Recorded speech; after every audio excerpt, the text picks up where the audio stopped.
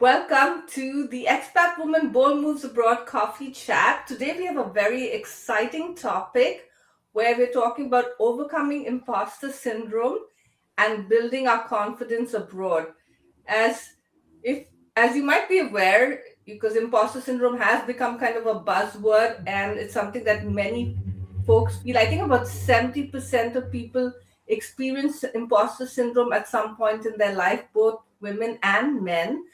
And when you move abroad, it hits you even harder because not only are you in a new country, but you're also trying to navigate a new culture, a career, if you have family, trying to get your kids settled into schools, etc. So you start feeling like a fraud. You feel like you don't belong. You feel like anything that you've achieved has happened because you were lucky. And so today we're going to be discussing this as women who have moved to another country, how we have overcome imposter syndrome. My name is Nyna Caputi. I'm the founder and CEO of the Expat Woman. I'm also a LinkedIn coach and trainer.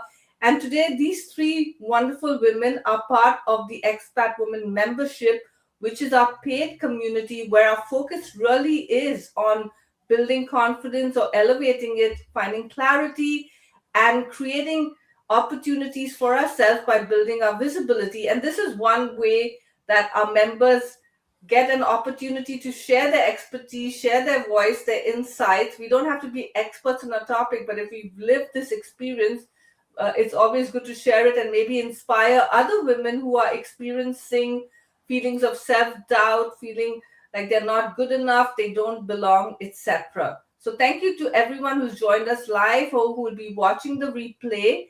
We are going to now kick it off by having each of these wonderful ladies introduce themselves. I forgot to also say I'm originally from India. I guess you figured that out from the accent. And now I live in the San Francisco Bay Area.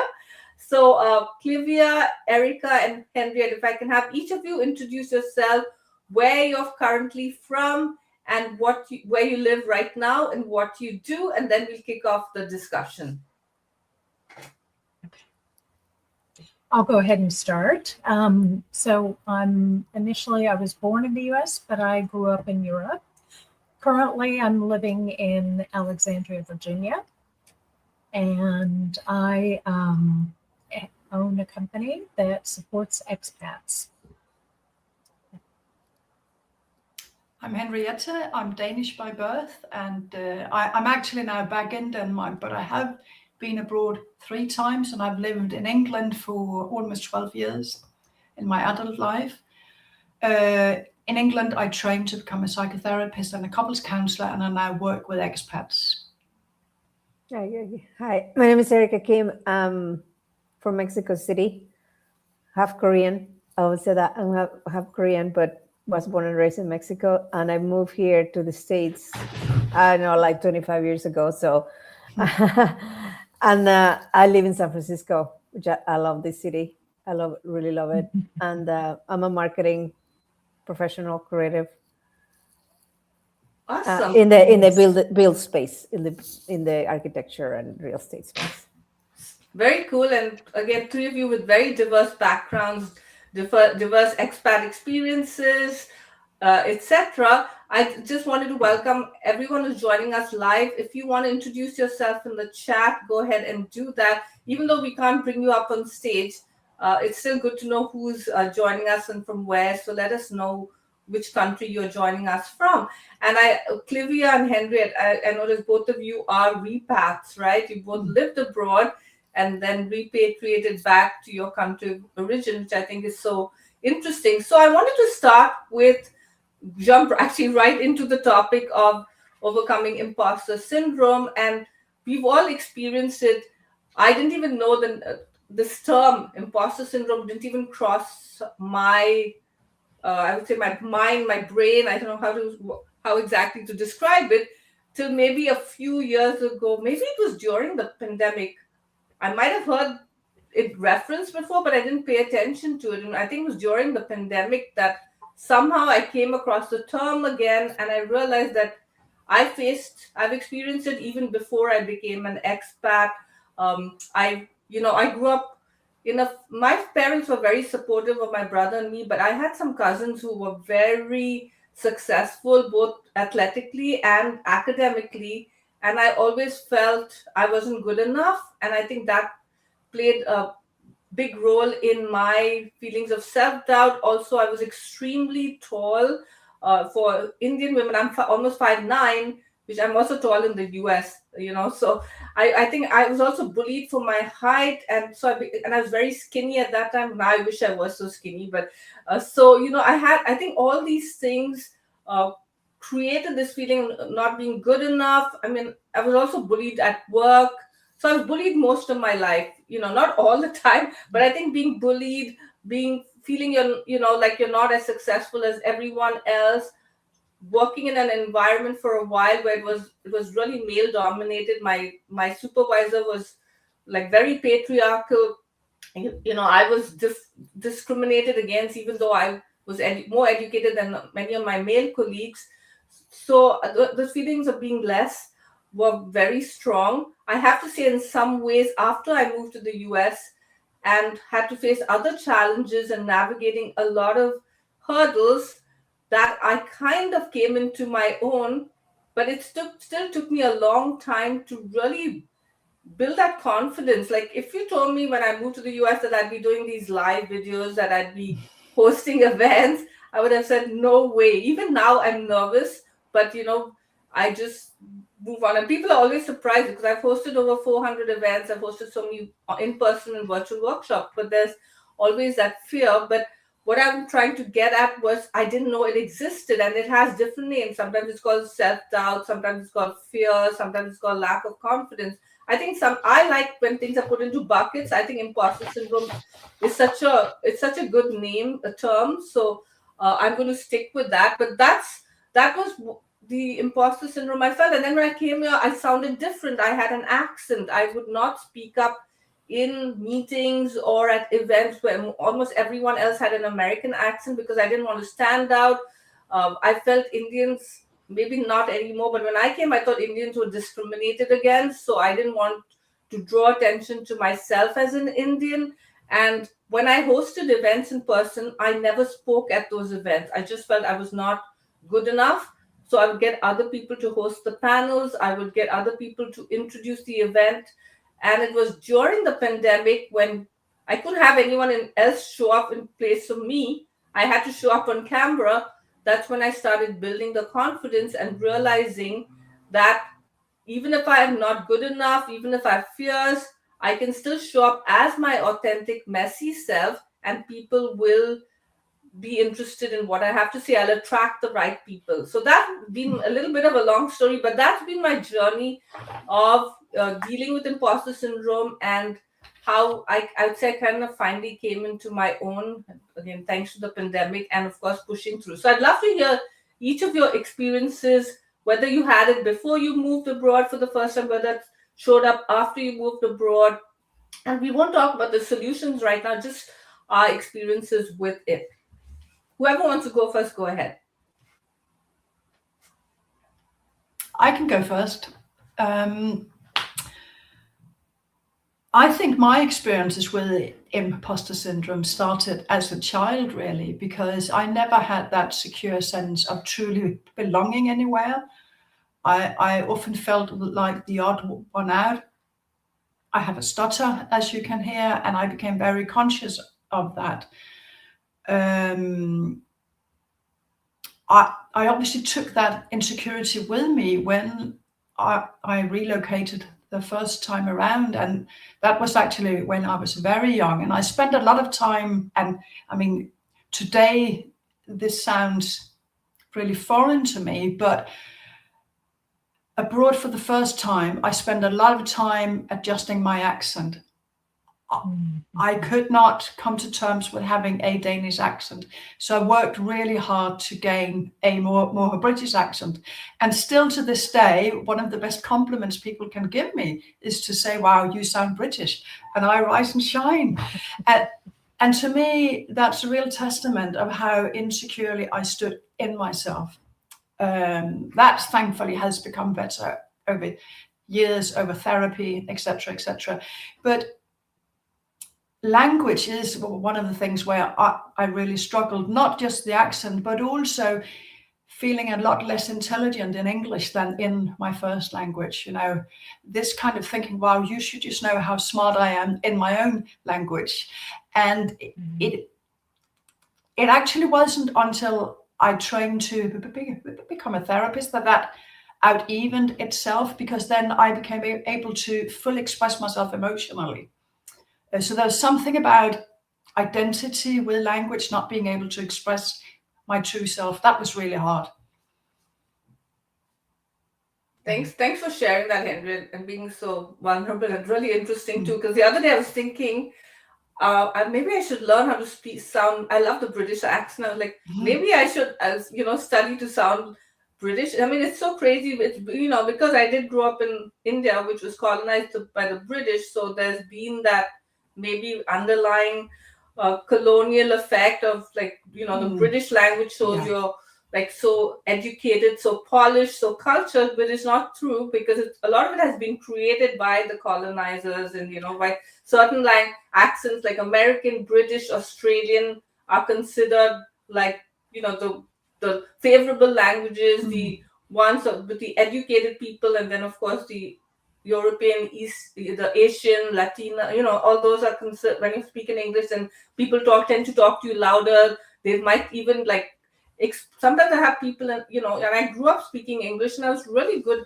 I was always topping my class with English grammar and very so, but I have sometimes people trying to explain what's the word, translate a word for me, or speak louder, and it's so irritating just because I have an Indian accent. And I think that causes imposter syndrome too, because they just assume you're not smart enough, or you don't know, right? So there's a hierarchy. Yes, there is. And it's such a shame that we cannot just own our own cultural heritage, Right. And that's why it's good to have these discussions to break that and create awareness and share our beautiful accents. So go ahead, Clivia and Erica. Okay. So for me, I was bullied when I was a kid because I'm half in Mexico. I'm half Korean, half Mexican, so you get really bullied. So, but I moved here. I didn't speak English. I had to learn English here. And I felt more adapted here, because more welcome in San Francisco, because it's such a great city and it's really, they're open to a lot of diversity. So that was better. But then going through the English, speaking English, that's always been my big, the accent. And I took a lot of classes and I talked to people. And one woman told me one time, I would be afraid to present as well. When I was at school, in the class, because my accent, they're going to be. And she told me, you know what? You're smarter than everybody here because you speak 2 languages. Don't let that, And then I was like, you know what? She's right. It's not about my accent. It's about why you say and how you say it. Just be prepared for that. And it's always been my major thing, trying to how I'm going to present. And it's just had to be getting prepared for that and be working and then I graduated, went to work for some corporation, small companies, and then a big corporation. They were all white males, especially in commercial real estate. That really gets you okay, I'm just going to sit there in the back. And that really feels you what I'm doing here. But then I'm thinking, you know what? There's a reason I'm here. They hire me for a reason, because I bring value. The way I think is different than they think. So I'm like, you know what? No, you're lucky to have me. And then what I did is just had another job that I had a good sponsor, which is a white male from England. He's the one that supported me because he had the English accent too. But he was so pro women, tried to elevate the women. He hired me. He would say, Erica, speak up. And he'll introduce me to the CEO of the company, like that. So you need a sponsor, that way. So then you feel like, oh, you know what? I'm not an imposter. I deserve to be here. But that always isn't back in your head, because being a woman, an immigrant, and with an accent, it's always going to be in the back of your head. I always feel like you always need to be doing more. But it's always, you can't control what other people think. You can control how you feel and what you think. I love that actually, Erica. You You can't can. control, yeah, you can't control what other people think, but you can control. I think that's like such an important statement. And look at you today speaking in English confidently. And I know that's one of your goals. You shared with me that one of your goals is public speaking, Yeah. and going live on LinkedIn, YouTube, and Facebook is not for the faint-hearted. It's still a little unnerving. We don't know, So more power to you. I just wanted to shout out to Sonali Desai, who's joined us live. She currently lives in the San Francisco Bay Area, and she migrated to India in the late 90s. Welcome, Sonali, and let us know in the comments if you've experienced imposter syndrome, and if anyone else has joined us, introduce yourself to in the comments wherever you are, and we'd love to know where you're based and what you do. Thank you, Erica. Clivia, do you want to go ahead? Yes. Yeah, it's been interesting hearing everyone's story. And so for me, it wasn't so much the language, because I grew up, well, not only as a military brat, but a third culture kid. My mother was German, and she also spoke French and Spanish and Italian. So we grew up speaking 3 languages. 1 week French, 1 week German, and we only spoke English with my father. And so I really didn't have an accent one way or the other. And, but my thing was not so much the bullying, but it was not having the confidence, because my parents, they supported me, but their support was, well, it's always good for a woman to be a teacher. It was kind of like, well, I don't want to be a teacher.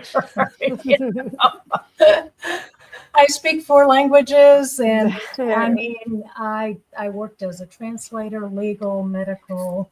I moved for 18 times, so I always had my career in my backpack, and doing that. But still, it took me a long time to feel comfortable with my talents, and just because it wasn't the norm either.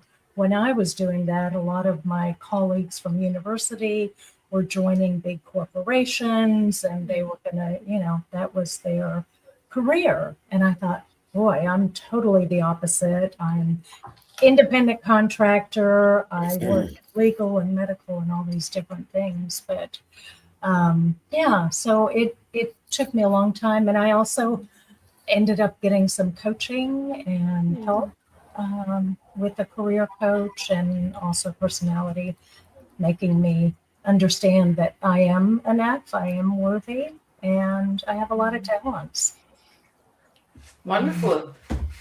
Thank you. And it's interesting that even though you could speak so many languages, there was still that this whole like I'm not good enough. Like as Erica said, someone told her, right, that when you're bilingual or trilingual, you're actually much better than the other. But I always tell them, because I've had women at my in-person events apologize because they have an accent. I had this woman from France, and she was like, she started off the panel discussion saying, "I'm so sorry, my English is not that good. I have a French accent." And I was like, you speak French. How many people in the room speak French? You speak French and English. So I think we take a lot of that for granted. And all 3 of you shared that you spoke other languages, but it still affected how, instead of making you feel more confident. I've been reading this book actually.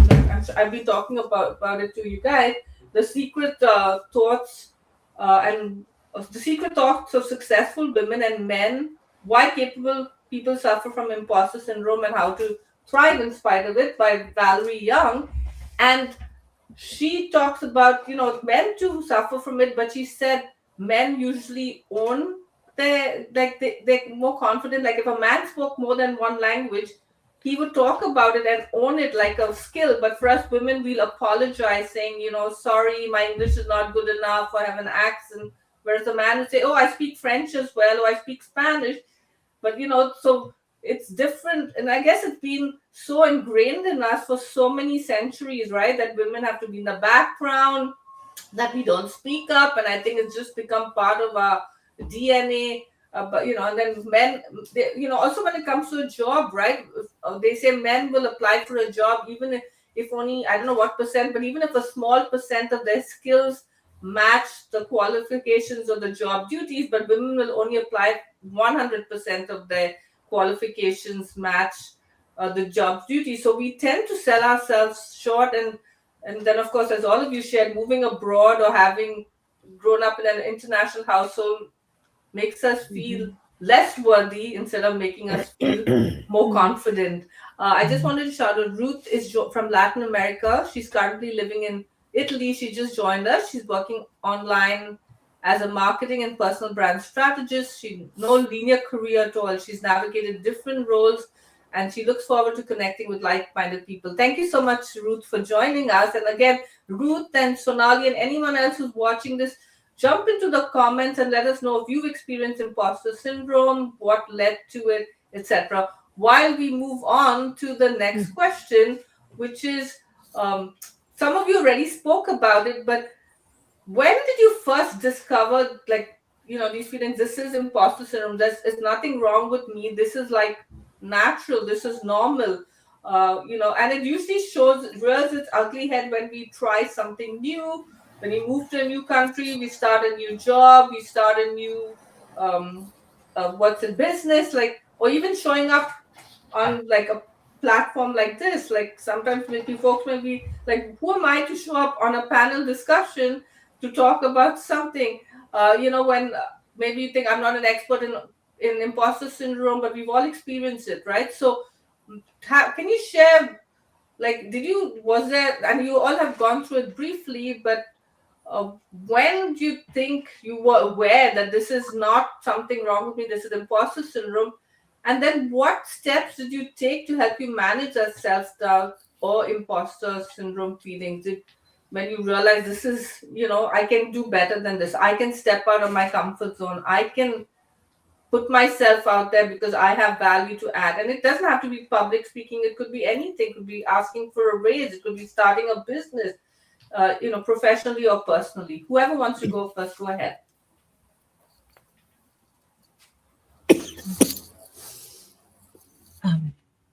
I'll go ahead and go. I think I'm trying to think when it was. It's been quite a while ago. But when I realized that, I think the coaching helped me. Career coaching and mentoring helped me understand what I was going through and where it came from and why I felt that way. Because the other thing is that I feel like while America is very different, sometimes different is not good. And so when we feel different, we don't feel as confident as if we were the same as everyone else, if that makes sense. And so I think for me, it was coaching and understanding that, you have so much to offer. You have a lot of experience. You have the business acumen. You have the education. But it's still, even with that, and I did that for a couple of years. And I think having a mentor is important, and having a group like this, Nyna. When I joined the first time last year, I was in love. I was like, oh my gosh, I feel at home, because I feel like everybody understands, whereas a lot of people don't. And it's not a negative thing, but it's just, when you feel somebody understands, it makes you feel more comfortable, and you know that they understand what the challenges can be. And yeah. Yeah, I feel that too, that like what you said, having mentors and joining groups like this. And then I joined groups before, took this great class, Beyond Barriers. Those two women that were amazing. They created this, it's how we can elevate faster, move faster in the corporate world. And then there are a lot of classes, and I took it. And that really helped. One of this, and I think I did invite them to the call. I don't know they're here, but I know Monica accepted it, Monica Marquez. And she said something about, don't apologize. I remember that so well. Don't say sorry. Don't say sorry. Why? No. So that really helps. And then just find what your goals are and what your values are. Is important, And what do you, like you say, like what you bring into the table and the value that you bring, because we all bring value. And it's just finding the right environment as well, because maybe that company or that group is not for you because it's not the right environment. Just kind of like with my son, I put him to school when he was little. He didn't like the first preschool, so I had to get another preschool so they can, help him out, and he loved that. So that's the way as an adult as well. Your neighborhood, your friends, that's important, and then you feel that you fit in, right? Yeah. And I don't want to be fake and say I'm just gonna go with it because I'm gonna adapt these things that they know my values. They're not aligned with my values. That's what I think. Yeah.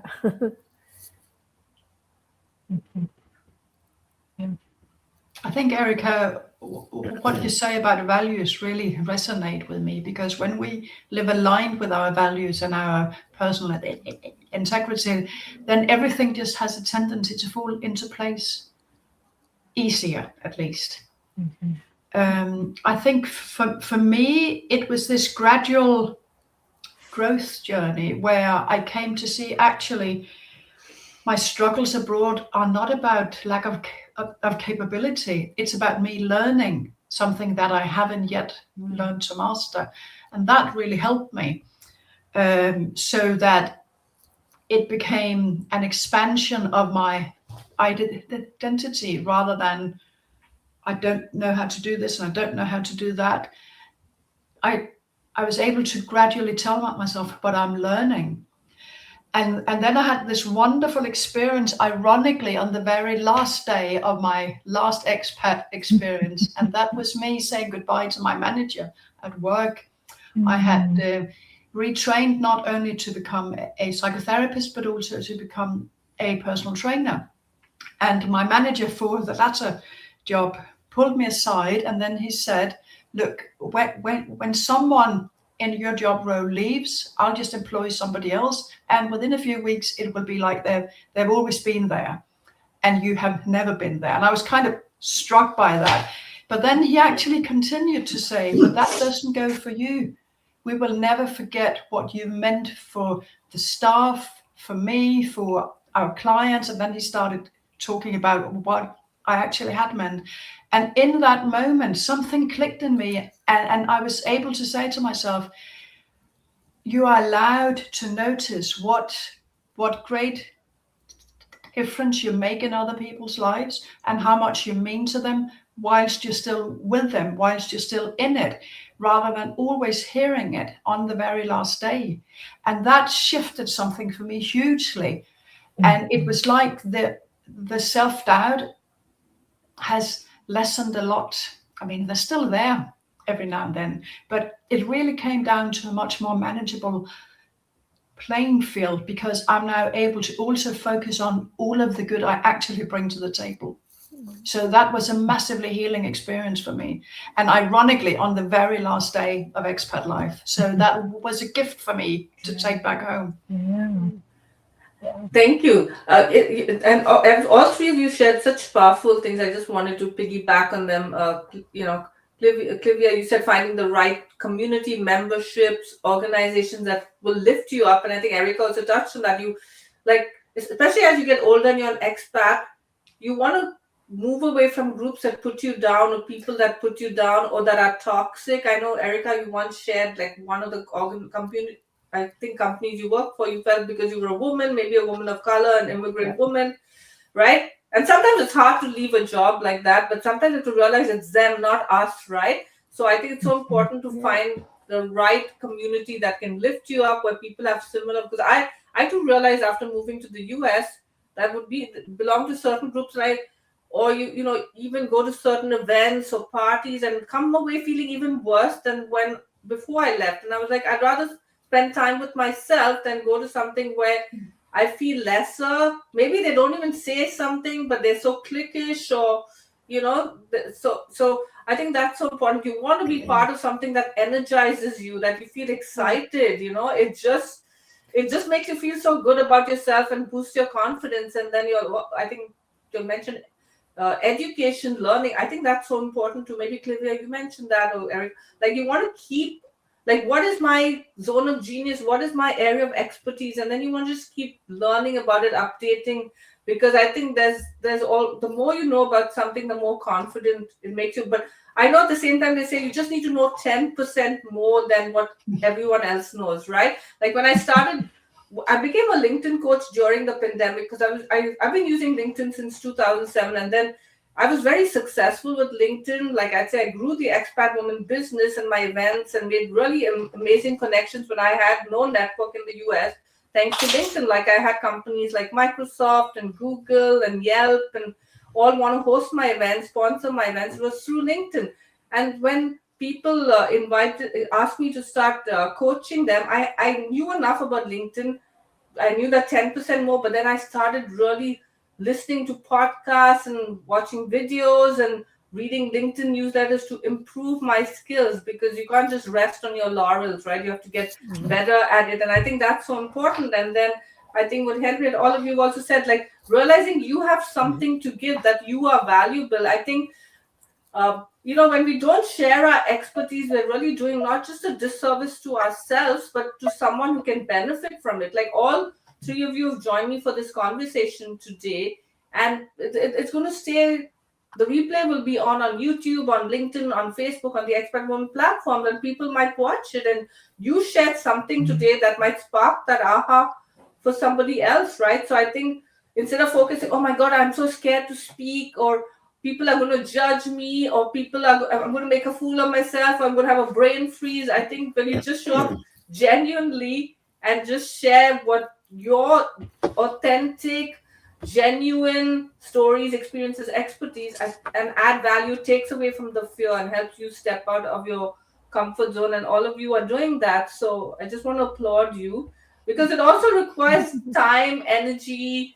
All of us are so busy. So making that time to even say share something on LinkedIn, like a post, or have a phone call with someone. And then I think finally mentors and sponsors. I think if you have the ability to find that, if you have people, or finding a coach. I know sometimes people try to do things alone, but sometimes having a coach can solve that problem. So thank you all for sharing that. I just wanted to, Adeline just shared a little introduction. She left France in 2001 with the goal of not speaking English. She moved to Poland first, where she learned the language in less than a year, stayed there for 13 years.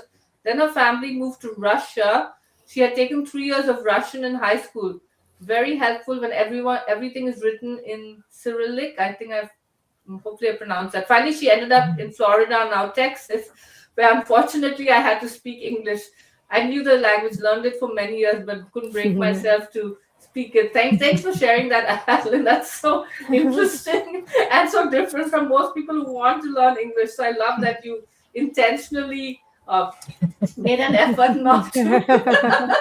But it's so ironic, right? Sometimes the thing you don't want to do, you finally land up doing. So, but it's wonderful. Thanks for sharing that. That's so interesting. Because we were talking about being part of a community, a membership, before we go into additional questions, I know somebody is asked. I can hear music. Do one of you have music in the background? Maybe Clivia, you? Okay. No, it's me. Excuse me. No worries. Okay, so my next question, I do want to talk a little bit, because this live coffee chat that happens every month is with members of the Expat Woman membership.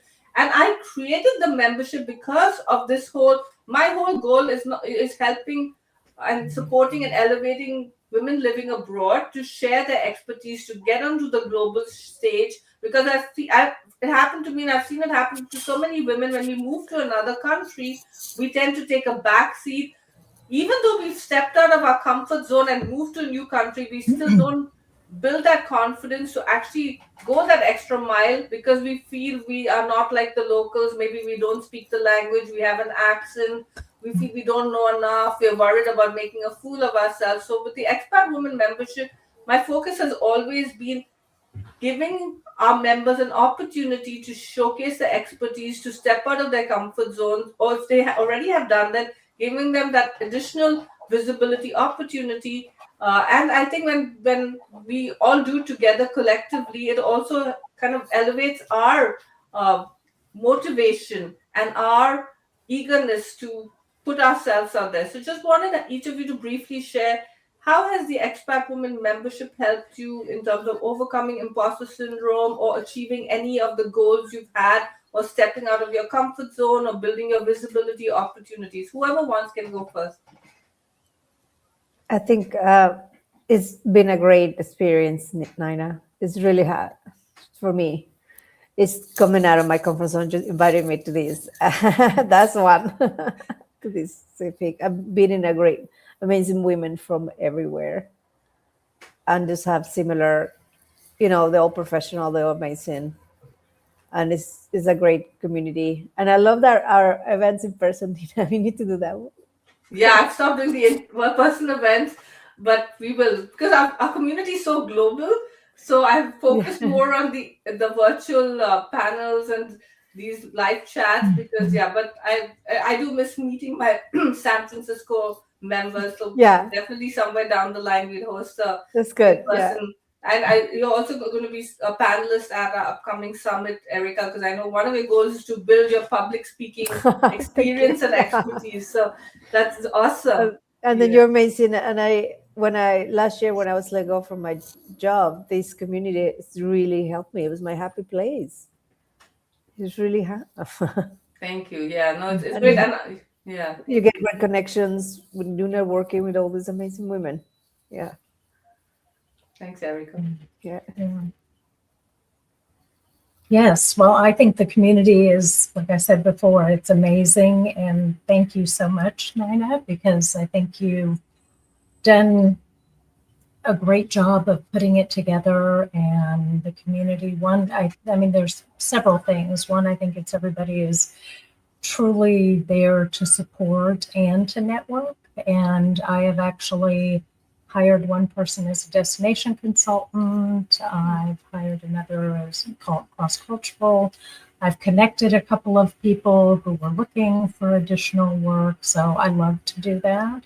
Wow. And the other thing is, yes, also overcoming, I don't like public speaking, but here I am. Wow. And so, yeah, so I think there's so many benefits. So anybody who has any doubts, don't. Just participate, join, and I'm sure you'll become a member.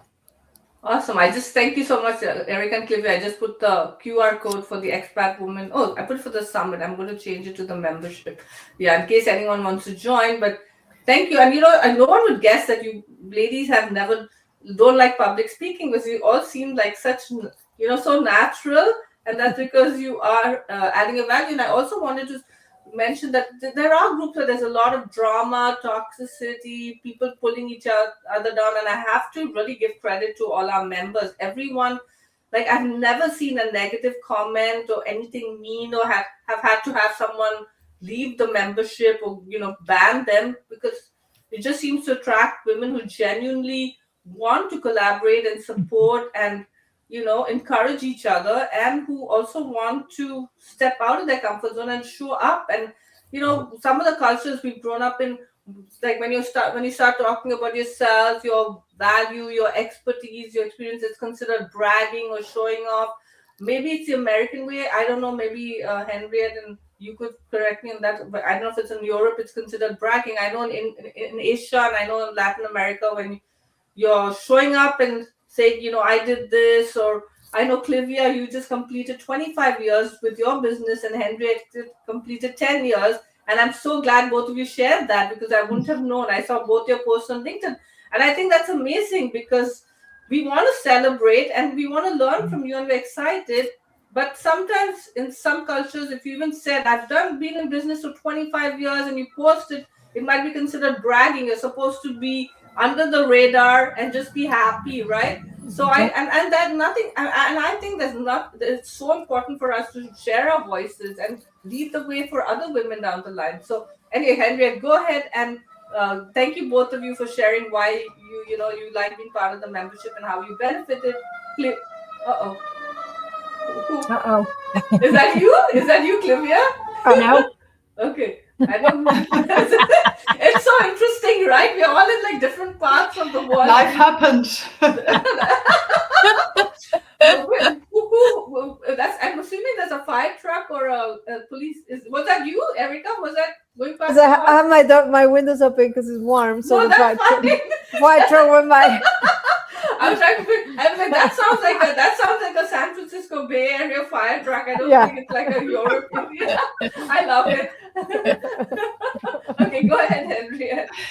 It's just so interesting that you picked up on my 10-year post, because I was debating, do I have the right to put it out there? Am I bragging? Am I shining the light too much on myself?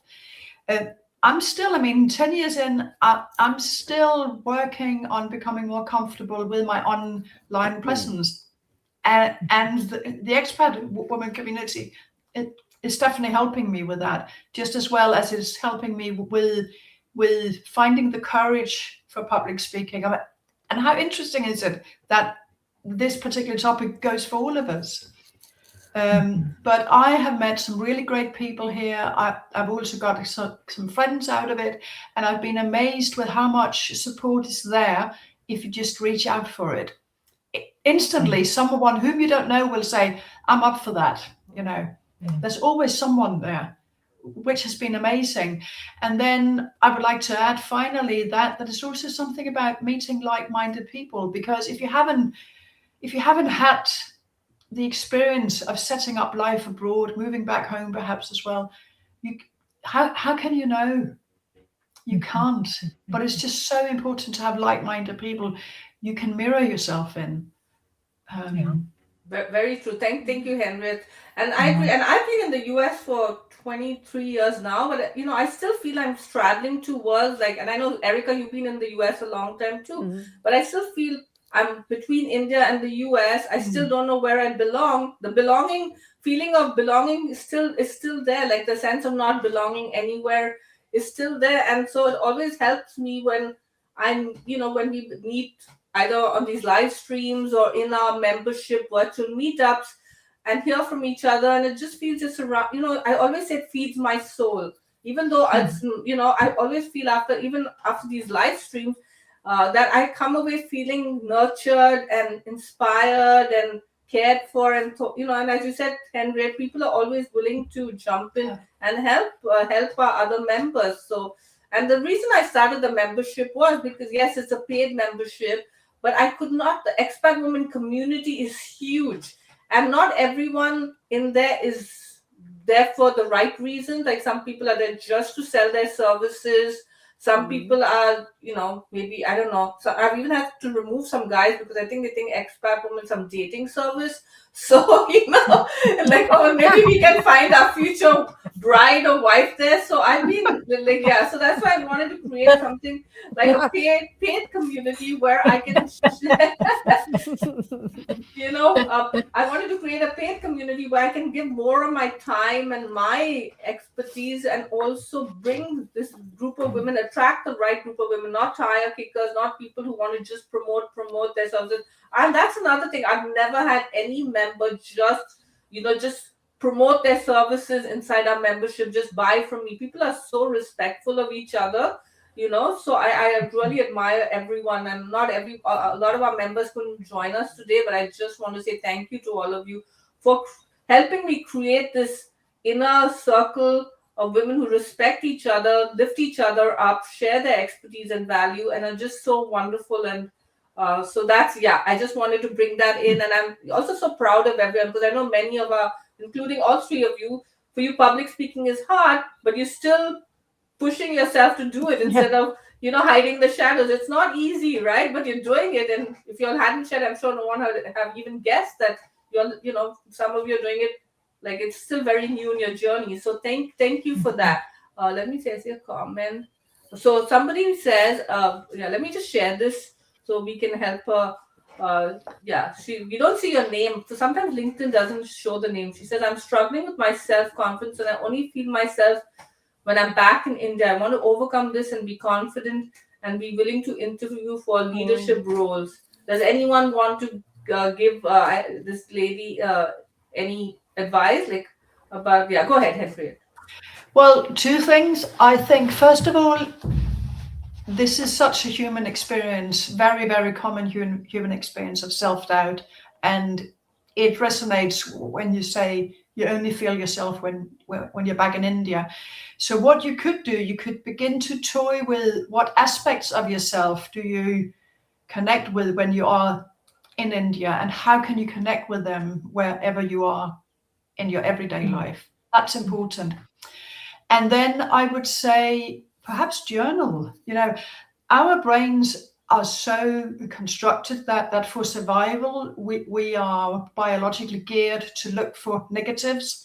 And for every negative encounter we have, it takes 5 or 6 positive encounters just to outbalance it. So journal every single little seemingly benign positive you have in your life. That will build your confidence. And it can be small, like today I made my spouse a cup of coffee. Or it can be, wow, I really nailed this at work, or with my child, I helped them overcome something that happened to them at school. Take 5 minutes each evening before going to bed and journal all the good that you have done throughout that day, where you felt good about yourself. Because research shows when we do things for other people, our dopamine rises, and that actually helps us grow confidence. So that would be my approach to it. That is beautiful advice. That's very powerful. Thanks for sharing that, Henriette. And hopefully, I LinkedIn user. I don't have your name, unfortunately. I hope that will help you. There is Clivia or Erica. You want to? Well, I was just reading that she should do, like what you said, but also all your wins of your career that she's done. All the value they will bring before, that will give you more confidence that I can do this. And then maybe also practice interviewing for that leadership role that she wants, practice somebody that you be confident. So that will get you out of, your self-doubt. That helps. Yeah. I agree with that also. Yeah. If you have a colleague or somebody that can give you feedback and you can practice with them, that's also very helpful. And also learning for like LinkedIn and all of that in the US is different than it is in other countries. So adjusting that, the verbiage and just what you put and how you put it, because here it's more about accomplishments rather than what you know, but it's what you've accomplished. And so there are those differences too in looking for a job. Thank you. That's great advice. Also, Erica and Clivia. And like Erica said, I would say the journaling is a great thing. What Henriette said, sharing everything in a journal, but I think also creating like a wins folder, either in a notebook or like online, and sharing all those wins, like Erica was saying, over the, we've all had wins. They don't have to be huge wins. Like Clivia and Henriette have 2 big wins, because 25 years and 10 years in business, it doesn't even have to be that. It could be, maybe your first job in the US, or maybe you've done some little project, or somebody sent you like some positive feedback. Because when we feel bad of ourselves, we don't feel confident. And I'm sure you have the capabilities to interview for a leadership role. The fact that you're thinking about it and putting it out, you put it out there to the universe. So you said you want to interview for a leadership role, that, you're manifesting it. So you now just follow the advice everyone has shared, find someone to interview with. And I'd say also ask for help. You shared it here, maybe do a LinkedIn post if you're comfortable, or send people DMs and say, I'm interviewing for this leadership role. Would you have 10 minutes to just help me with strategy? If you can hire someone, great. But if you can't, maybe somebody willing to give 5-10 minutes of their time just to give you one insight, about how maybe other people will see this comment because it's on LinkedIn and they might respond to you. Maybe you can reach out to these wonderful ladies too. Any of you are open to, not for coaching, but just if you want, like, just to feel more connected, like on LinkedIn and stuff. So yeah. So just thank you for sharing that. Thank you for putting that out there. Let me remove it right now from the comments. And let's move on with our question. If anyone else has any other questions, we have 10 minutes left, so we can definitely address them. So let's talk about is there something right now that you want to do in the next year or 2 years, but so far imposter syndrome has been stopping you from doing it, and you're working towards that goal? Any of you have something that even people who are watching this live, you could, let us know in the comments. Is there something you say, I want to do it, but I'm not sure yet, I feel too nervous and I need more work on it? Just curious. All of you are thinking, so maybe you don't have anything.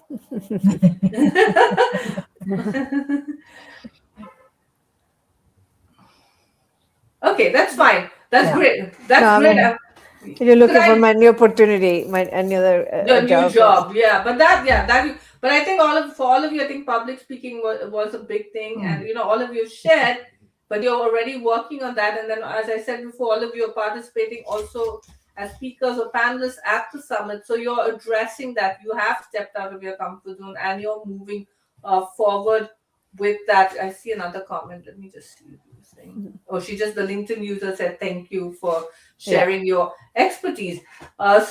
And so with that, I wanted, we're almost at the end. I just wanted you to share how people can connect with you.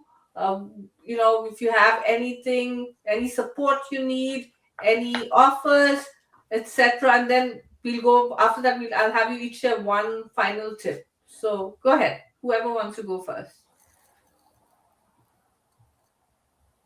I'll start then. People can connect with me in various ways. My main appearance would be my website, www.thegoodexpatlife.com, where I not only tell about the work that I do with individual families and couples, but I also have a blog with more than 70 or 80 blog posts about psychological consequences of expat life. They're all free to use, and you're welcome to have a dive in. I have a newsletter. If you sign up for that, there's a guide on expat blues. I then have some guides which have a small fee. I have a course, an online self-paced course on attachment style and identity for expats. Then you can also find on my website links for my Facebook page and for my LinkedIn page. You can also on LinkedIn find me under my name, Henriette Johnson. Wonderful. And Henriette, what I'll also have you do is, it's a little more work for you, but also share what you just shared in the comments of this event on LinkedIn and on YouTube, so that people can also so that way, even though people listen, I know sometimes I listen to podcasts or watch videos and then I'm like, oh, there's so much good stuff here, but then it's harder for me to find. So we'll also have you share that in the comments after this event is done. Go ahead. And go ahead, Clivia, and then Yes. So I am on LinkedIn, Clivia Batelli Baskin. And I also have a website. It's www.place2placerelo.com. So place to place. And we're on Instagram, and really LinkedIn and Instagram and website is the main information. And on LinkedIn, I have a business page as well, the company page, where you can find all the contact information. Wonderful. And again, I'll have you also share in the comments of all the 3 live stream pages. Okay, sure. Thank you. Great. So I'm on LinkedIn. You can just find me there, Erika Kim. And I do have a website too, because I'm a graphic designer since forever. That's when I went to school for here. So I have my website is Elevates Design, and I do a lot of branding and design. I mean, I've been doing it for architecture and real estate, but I can also do it for small business as well. Wonderful. Yep. Thank you. And again, Erika, I'll have you share in the comments of all 3 platforms so people can learn more about you. So my final question for all of you is, what is one tip you would like to leave our audience with, whether it's overcoming imposter syndrome, building your confidence abroad, just anything, just one quick tip or something that's worked for you. It can also be something that's worked for you that you want to share with them. Well, for me, was I came here with speak no English, I learn English, and then who does that? Who you have the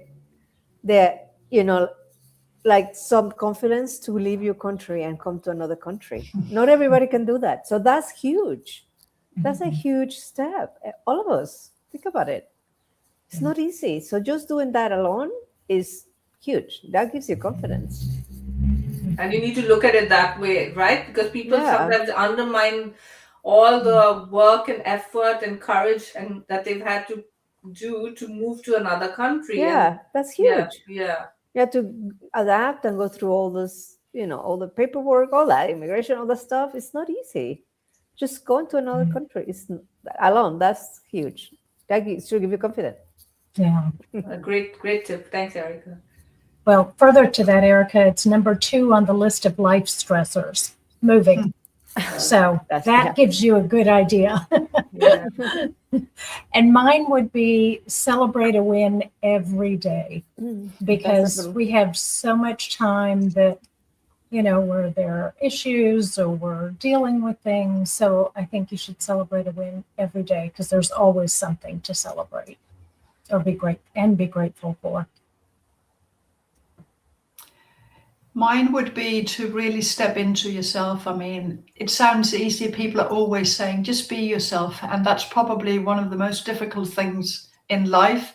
But if we keep working on our sense of self and our identity, we will step into ourselves and we will gain the sense of belonging within ourselves. And when we've got that in check, so to speak, it becomes easier to create true belonging to other communities than our own.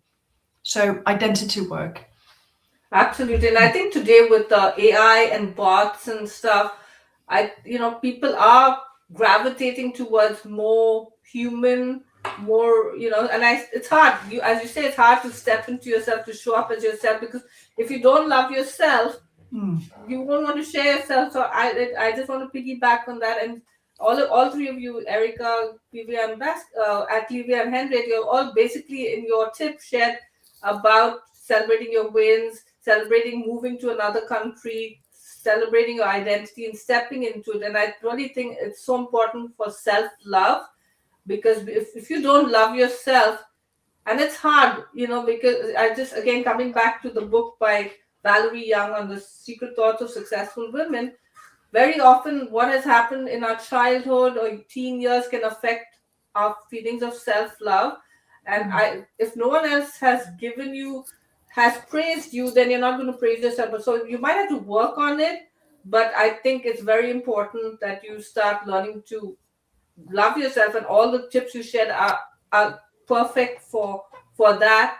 And celebrating not just big things, but even, as all of you said, small things. Maybe it's even attending today's live event or watching this replay. You're watching it because you're interested in overcoming imposter syndrome and showing up as your confident self. So practice self-love, practice sharing your wins, practice celebrate your move to another country, step into your identity, even though it's scary, and do not worry about what people will say, who will judge you, if you will fail. I want to leave you with my favorite quote by Nelson Mandela. He says, I never lose. I either win or I learn. So every time you're going out, putting yourself out there, it's a win. Even if you create a post on LinkedIn and no one comments on it, you still put it out there, and only 1% of people are active on LinkedIn. So they may not have commented or liked it, but they still read your post. Someone read it somewhere. And so and then if something doesn't work out, you're still learning from that. So just keep that in mind. Thank you to our 3 amazing panelists, speakers, for joining me for this conversation today, all members of the Expat Woman membership. Again, I encourage you to join us and have this opportunity to be on one of our next future panel discussions live in our Bold Moves Abroad coffee chat.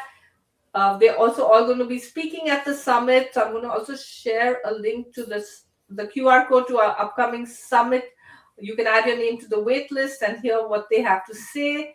And we'll see you all soon. We'll have all the information they shared in the comments of the 3 platforms, so you can connect with them and learn more about them. And we can continue the conversation in the comments as well. So if you have any questions, if you're watching the replay, let us know. Thank you all so much. Thank Bye. you. Bye. Bye. Thank you. Bye. Bye.